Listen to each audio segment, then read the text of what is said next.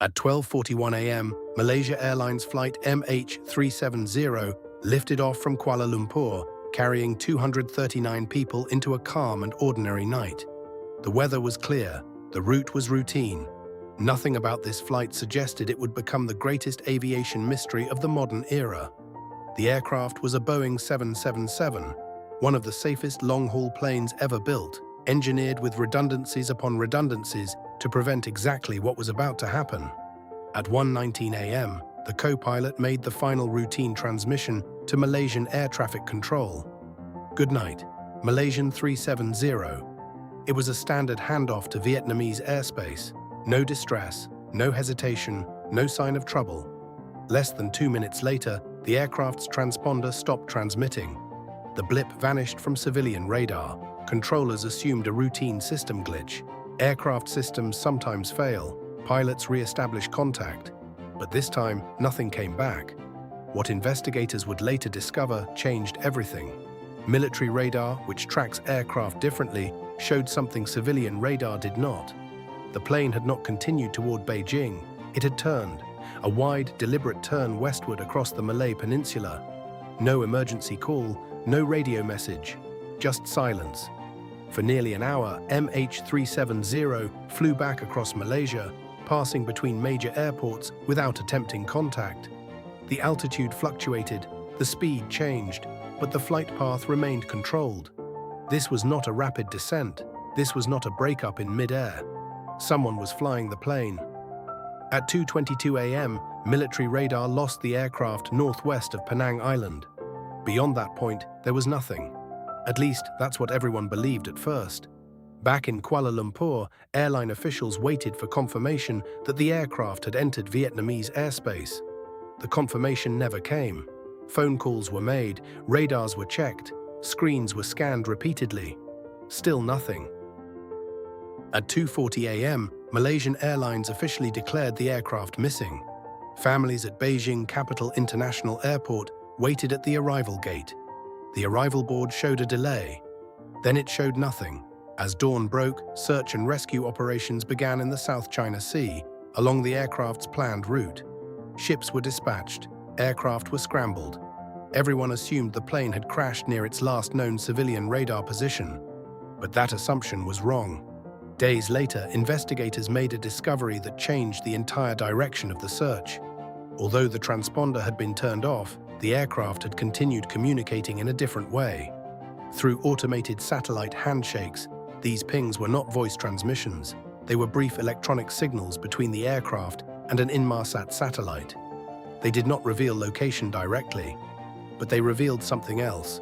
The aircraft was still flying. For hours. 7 total satellite handshakes were recorded after the aircraft disappeared from radar. The final ping occurred at 8:19 a.m., nearly 7 hours after takeoff. That meant MH370 did not crash near Vietnam. It flew deep into the night. But where? Engine performance data suggested both engines were still operating normally for most of that time. There was no evidence of catastrophic failure, no mid-air explosion, no structural breakup. This was not an accident that happened in seconds. This was a controlled flight into uncertainty. And that changed the question from what happened to something far more disturbing. Who was in control? As investigators reconstructed the timeline, they realized something critical. Multiple systems had been disabled in a precise sequence. The transponder, the ACARS communication system. These are not switches that fail simultaneously by coincidence. They require deliberate action. Inside the cockpit of a Boeing 777, those controls are accessible, but not to passengers. The search area shifted dramatically. Instead of the South China Sea, experts began drawing 2 vast arcs across the globe based on satellite signal timing analysis. One arc stretched north toward Central Asia. The other extended deep into the southern Indian Ocean. One led toward populated airspace, the other toward one of the most remote regions on Earth. And investigators had to choose which path MH370 most likely followed.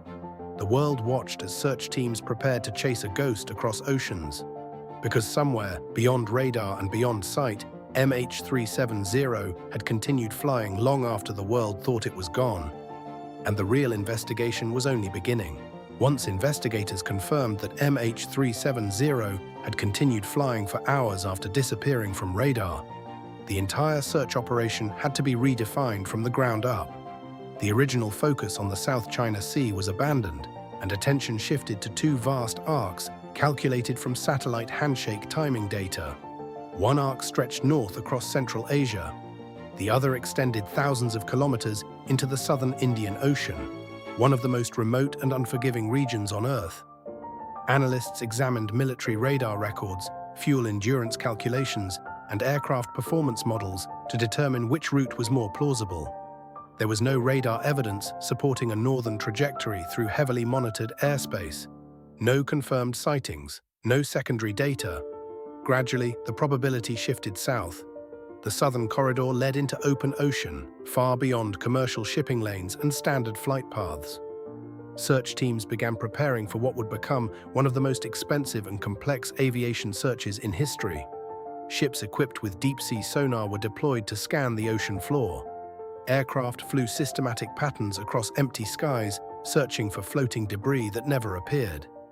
Satellite imagery was reviewed repeatedly, analyzing thousands of objects that might have been wreckage.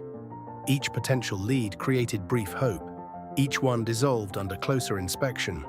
Oceanographers were brought in to model drift patterns, currents, and wind behavior to predict where debris might surface if the aircraft had entered the southern Indian Ocean. The calculations pointed toward an impact zone along what became known as the 7th arc, derived from the final satellite ping at 8:19 a.m. This arc did not indicate a precise location. It indicated a distance from the satellite at the moment fuel was likely exhausted. If fuel depletion occurred normally, the aircraft would have descended uncontrolled somewhere along that curve. But even this assumption carried uncertainty, because without cockpit voice data or flight recorders, investigators were reconstructing the final hours through mathematics alone. The search moved into deeper water, where the ocean floor drops to depths exceeding 4,000 meters. Underwater vehicles scanned vast areas of seabed, mapping terrain that had never been surveyed in such detail before. Months passed, then years. Still no confirmed wreckage. The scale of the ocean, combined with limited data, transformed the investigation into a battle against geography itself. And the deeper the search went, the more one reality became clear. Finding MH370 would require not only technology, but near impossible precision in a place where error margins stretched across hundreds of kilometers. Years passed, and the ocean kept its silence. Despite the largest aviation search effort in history, no confirmed main wreckage was ever recovered from the southern Indian Ocean search zone. Then, in 2015, a breakthrough emerged thousands of kilometers away from the primary search area. A wing fragment known as a flaperon was discovered on Réunion Island off the east coast of Africa. Serial numbers confirmed it belonged to MH370. The aircraft had reached the southern Indian Ocean. Ocean drift modeling was recalculated using this physical evidence, and it aligned with impact along the 7th arc. More fragments appeared along African coastlines in the months that followed.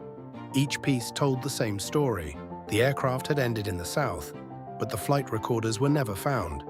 Without them, motive remains theory.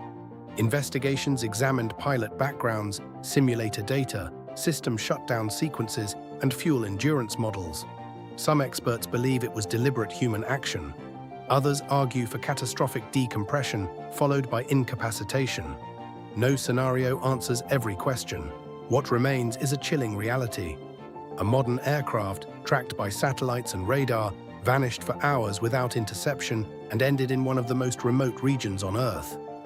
MH370 exposed blind spots in global aviation tracking systems. It forced regulatory changes. It accelerated the push for real-time aircraft monitoring. But for the families of 239 people, reform is not closure. The ocean still holds the final seconds. Until the black boxes are recovered, the last moments inside that cockpit remain locked away in darkness. And perhaps that is the most unsettling truth of all. In a world mapped by satellites and connected by constant data, a plane can still disappear. If you want deeper investigations into aviation mysteries like this, subscribe to the channel and stay with us. Because some stories are not just about tragedy, They are about the limits of certainty itself.